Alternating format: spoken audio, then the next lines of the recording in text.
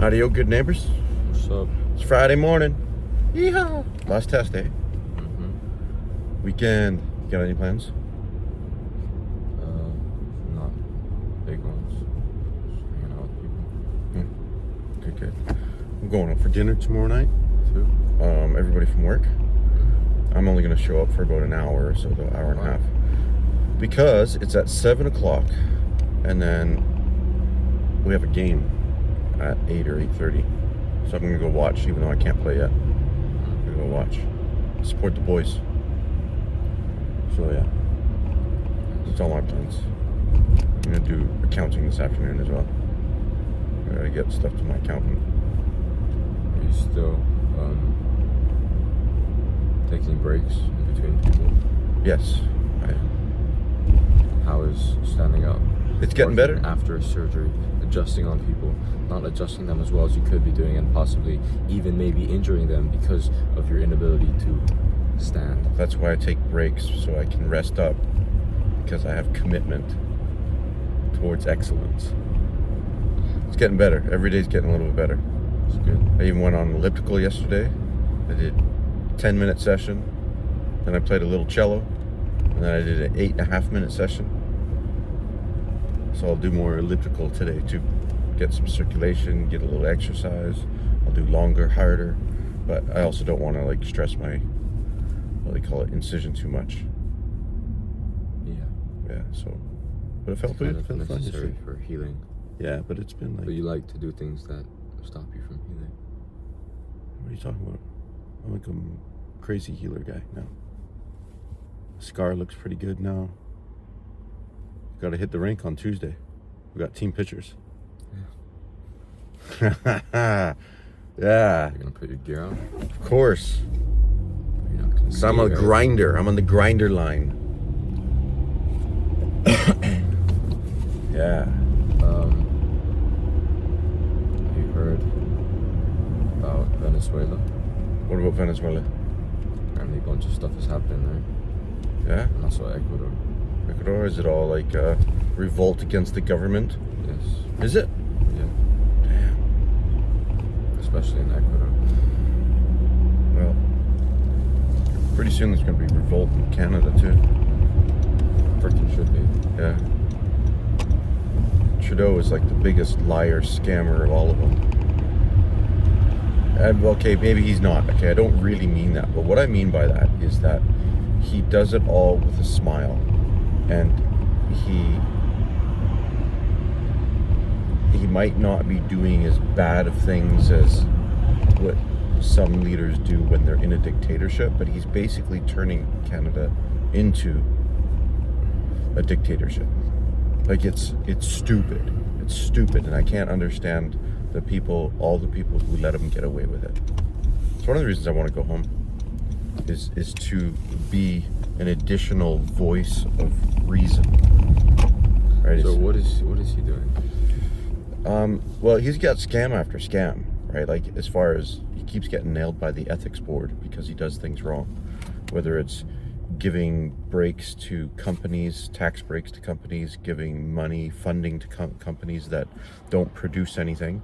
Like he spent something like 84 million euros dollars on an app, on a RiveCan app, that somebody else, just because it was so ridiculous and the app had so many flaws in it, the guy replicated it in a day.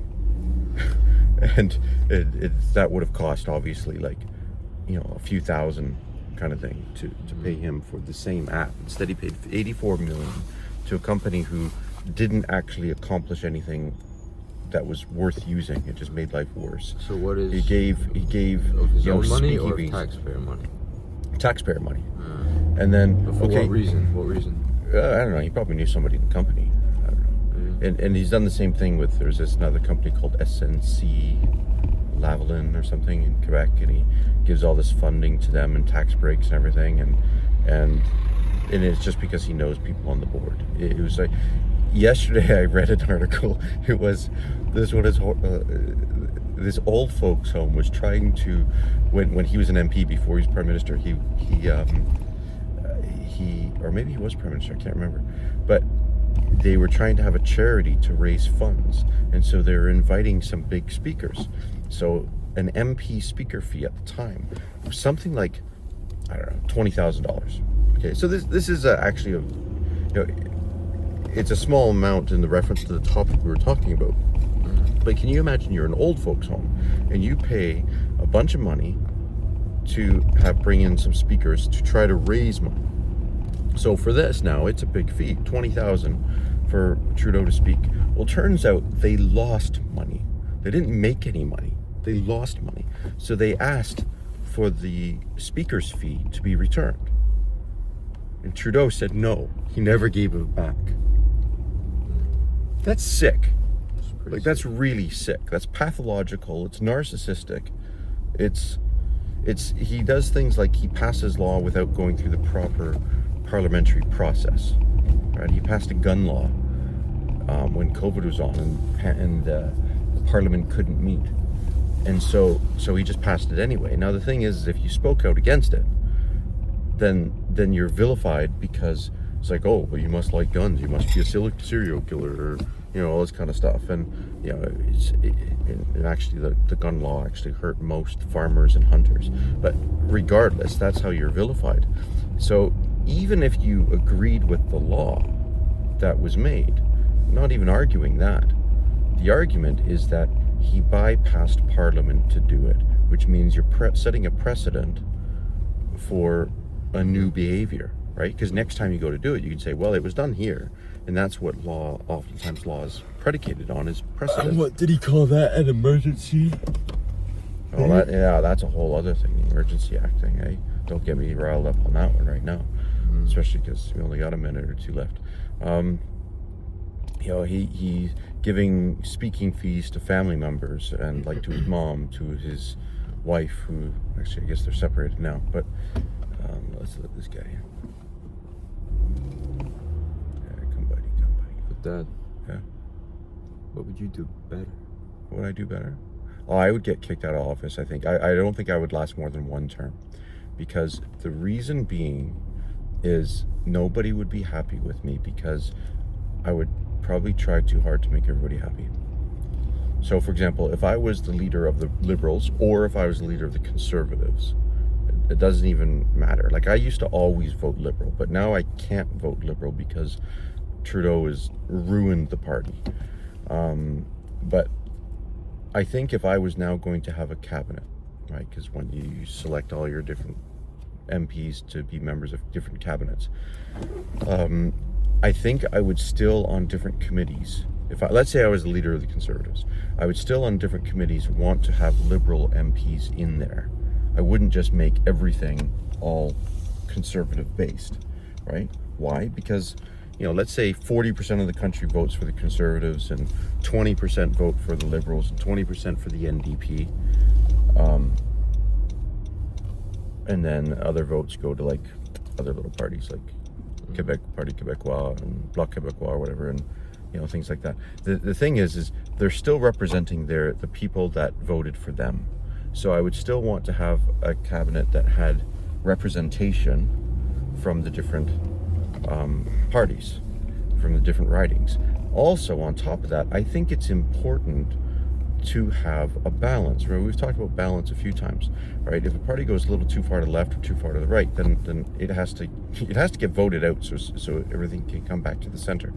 And so I would want to have different perspectives. If I'm only trying to pursue my own agenda without having the input from various thoughts and perspectives, then we're just basically doing what I want. And it's not what I want. It's not my business. It's not my house. It's our country, right? And so I think if I was the leader of the Conservatives, I think too many Conservatives might get pissed off with me. If I was the leader of the Liberals, too many Liberals would get pissed off with me. But the thing is and then you have to have this balance between, if you just balance it out too much, you also never get anything done. And that's also a consideration. So I think it would be trying to make decisions together. And I think if I did it too much like that, I think it'd be too slow in getting things done. And so, to some extent, you do have to piss some people off. You are going to offend some people because, you know, if 10 people vote, right, even if 7 people like you on what your decision is that you made, there's always going to be 3 people who don't. So it's always, you know, it is a tough position to be in a leadership role because you can't please everybody. But that's the whole point, is you do kind of have to try and do what's reasonable and what makes sense. And that might be a conservative agenda in one province or one city. It might be a liberal agenda in a different area of the country. So, you know, and then that's different because then you've got provincial governments as well. But what I mean is, I guess I should say more regional. I guess just trying to take an all-encompassing, balanced approach. And I think that would be too reasonable for most people. I think. Yeah, but that's just... Yeah, people aren't reasonable enough. Okay, but would you be reasonable enough? I don't know. I've never been in that kind of role. Met. I don't know. Everybody's needs met. Is everybody here actually lined up, or are they stopped? I don't know. You should ask them. Yeah, well, see, they're getting out. I wonder if I can just pull on up. This is a bus stop there. Is this a bus stop?